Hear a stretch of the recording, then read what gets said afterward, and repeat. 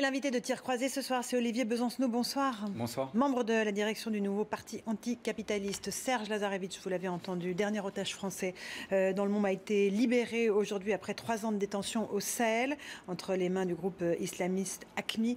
Quelle est votre réaction à sa libération? Ma réaction, c'est évidemment de se féliciter de la libération. On ne peut que se féliciter de la libération d'un otage. Maintenant, je ne sais pas qui il est, je ne connais pas son parcours, j'en sais pas plus que beaucoup.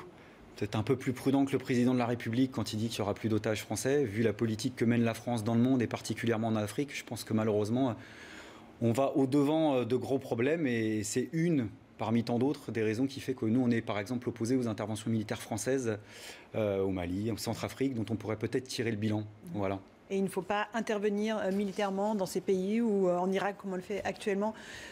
Non, je pense qu'il ne faut pas le faire. En général, on le fait toujours pour des intérêts économiques. Il y a des grandes entreprises françaises qui ont des intérêts, y compris certaines. Je pense par exemple à l'uranium, comme Areva, par exemple, mais aussi des intérêts géostratégiques, politiques. Et puis la France est la championne du monde, a cumulé à elle seule autant d'interventions militaires sur le continent africain.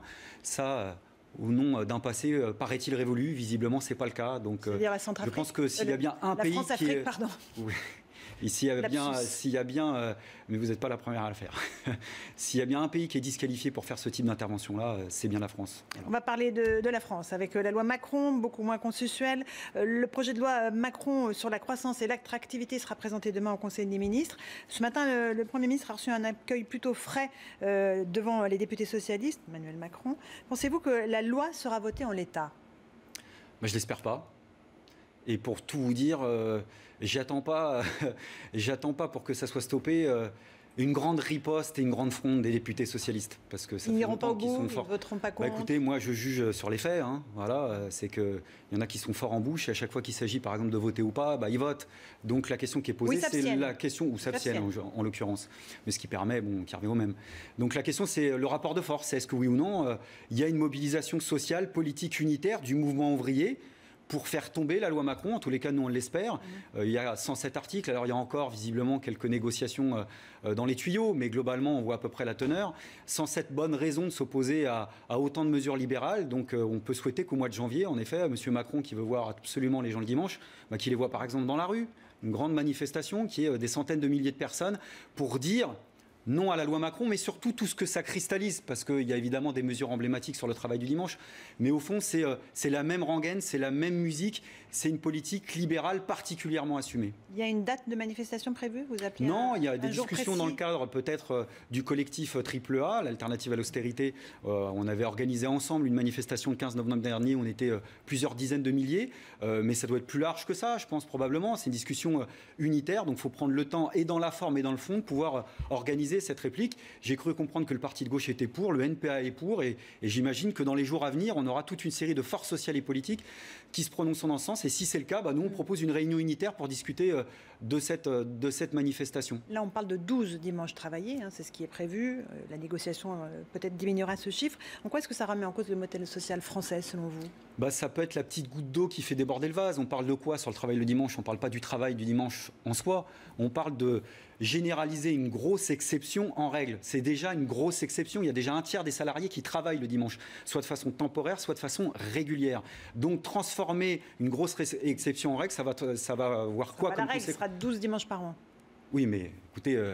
par petites touches successives, on est en train d'y arriver. Voilà. Et comme conséquence pour les salariés, c'est que leur rémunération ne sera plus augmentée. Parce que le jour où on va tous travailler le dimanche, évidemment que les patrons, et d'ailleurs ils commencent à le faire, ne paieront pas les 200% comme théoriquement on nous le fait miroiter encore aujourd'hui. Puis par ailleurs, on a un gouvernement qui n'arrête pas de nous dire qu'ils aiment les entreprises, qu'ils aiment les artisans, qu'ils aiment les petits commerçants. Je peux vous dire que les premières victimes de la généralisation du travail le dimanche, ce sera les petits commerçants, parce que c'est un truc qui est taillé sur mesure pour la grande distribution notamment. Donc je ne vois pas qui gagne. Vous n'avez pas le sentiment d'aller à contre-courant de l'opinion publique? 66% des Français se disent favorables au travail du dimanche. Moi, je veux bien les appels de phare permanents, les messages subliminaux. La réalité, c'est que l'opinion, elle est partagée sur cette question-là, et c'est une bataille sociale et politique. Et moi, je vous dis que si les organisations sociales et politiques prennent leurs responsabilités, si elle pense qu'en effet, comme moi, c'est la petite goutte d'eau qui fait déborder le vase, alors je pense que la bataille de l'opinion, on pourra la gagner largement. Le travail du dimanche n'aura aucun impact sur la croissance, sur l'emploi, selon vous, alors que quand même, on estime qu'il y aura 1000 emplois créés à Paris, que 5% de hausse sur le chiffre d'affaires dans les grands magasins. Qui estime? Voilà, c'est de la flûte magnétique pour l'instant, c'est des grands pronostics. Ce qu'on nous dit, c'est une chose. Les faits, c'est autre chose. C'est que par exemple, y compris des enseignes qui ont ouvert le dimanche, ont constaté que même avec le travail le dimanche, ça ne faisait pas augmenter leur chiffre d'affaires. C'est le cas pour des enseignes, par exemple, du bricolage.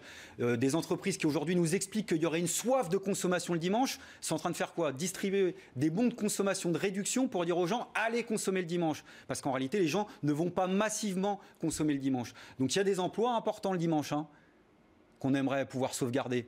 Je pense par exemple le transport public. Je pense par exemple au service public hospitalier. Il faut que ça tourne, y compris le week-end. Ça dépend du gouvernement. Le gouvernement, il veut faire quelque chose pour le travail du dimanche. Qu'il arrête de supprimer des emplois dans les services publics, par exemple. Est-ce que les administrations doivent aussi se mettre au travail du dimanche?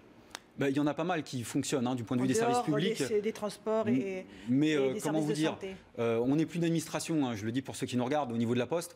Mais là, par exemple, je pense qu'on peut se passer de la Poste le dimanche.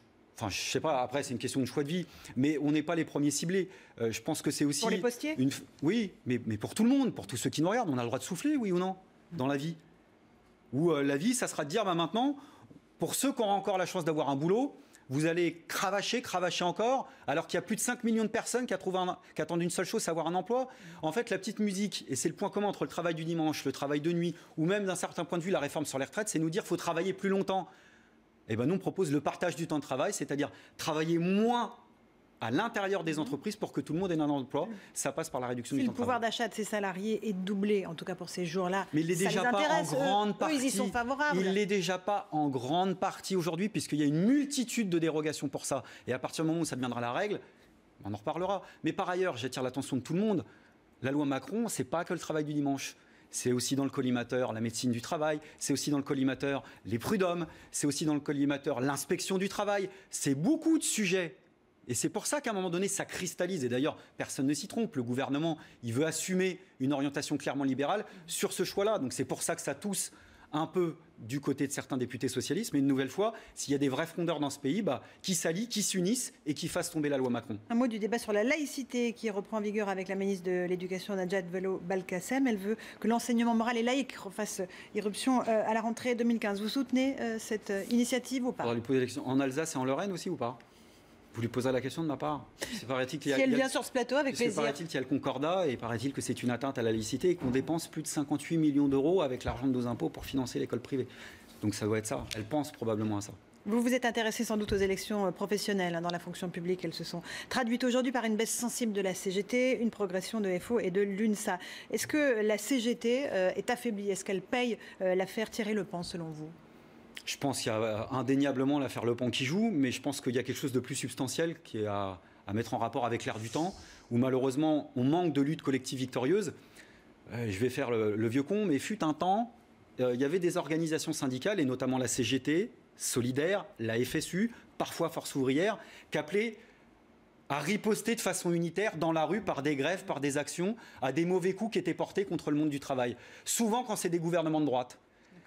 Et moi je dis qu'un gouvernement de gauche qui mène une politique de droite, il faut lui réserver le même sort qu'un gouvernement de droite qui mène une politique de droite. Et c'est peut-être aussi ce bilan-là qui est sanctionné aujourd'hui. Thierry Lepant, il doit démissionner ou pas selon vous? Écoutez, moi je suis choqué. Je suis pas la CGT, donc c'est pas à moi de répondre à cette question-là, mais je suis choqué par ce qui s'est passé.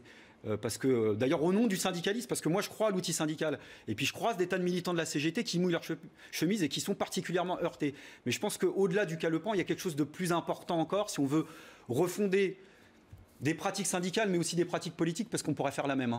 C'est comment on fait pour déprofessionnaliser ce type de tâches-là. Et je pense que là aussi, ça rejoint un type de projet de société qu'on a. Nous, on pense par exemple qu'il ne faudrait pas faire plus de 2 mandats au cours de sa vie, puis ensuite retourner au boulot. Il faudrait plafonner la rémunération de ceux qui ont des mandats. Et ça, c'est vrai pour le type de société pour lequel on veut se battre, mais aussi pour le fonctionnement des syndicats et aussi des partis, parce que la classe politique, elle ferait bien de balayer devant sa propre porte. Est-ce que le NPA a du mal à se financer? On parle beaucoup en ce moment du financement du Front National et des banques françaises. Oui. Alors nous, on n'a pas de copains chez les Russes. Vous avez raison de me tendre la perche. Donc c'est pour nous, le seul moyen qu'on a, c'est une souscription. Voilà, donc on fait une souscription. Pas de banque qui vous soutient. Ben non, là on n'a pas, comment dire, c'est pas là où on a le plus nos entrées, pas même en Russie, vous voyez. Donc non, c'est ceux et celles qui pensent simplement qu'on est utile, sans forcément partager l'entièreté de notre programme pour cartonner à gauche le gouvernement parce qu'il mérite d'être cartonné, organiser des ripostes unitaires parce qu'on est présent sur le terrain. Hier, j'étais par exemple à Marseille, on a été soutenir les salariés de Moulin-Morel qui occupent depuis 2 mois leur entreprise et qui vont peut-être gagner. Puis souvent, je passe sur les plateaux pour annoncer des mauvaises nouvelles, mais il y en a aussi des bonnes. Des salariés qui résistent, qui luttent et qui gagnent. C'est le cas justement à Marseille des salariés de Fralib qui ont monté une coopérative ouvrière et c'est la première fois, par exemple, Mme Ferrari, que j'ai été accueilli par un conseil d'administration d'une entreprise. Peut-être parce que c'était une coopérative ouvrière. Que vous avez mené depuis longtemps, Fralib. Est-ce que vous avez de quoi financer aux candidats au départemental? Écoutez, je ne vais pas vous mentir, les cantonales, c'est pas notre tasse de thé. Vous avez combien d'adhérents à jour de cotisation aujourd'hui? On en est à 3000 à peu près. On aura un congrès fin janvier, donc là, on donnera l'entièreté des prix. Un dernier mot, si vous étiez électeur de Troyes dans l'Aube, vous voteriez pour le candidat UMP ou pour le candidat FN? Vous voulez casser ma fin de journée ou quoi? Non, mais allez-y, je vous écoute. Je n'irai pas voter, non. Pas du tout? Non, c'est bon, on a donné. Ni l'un ni l'autre. On a donné. Olivier Besancenot était l'invité de iTélé. Dans un instant, la météo et le journal.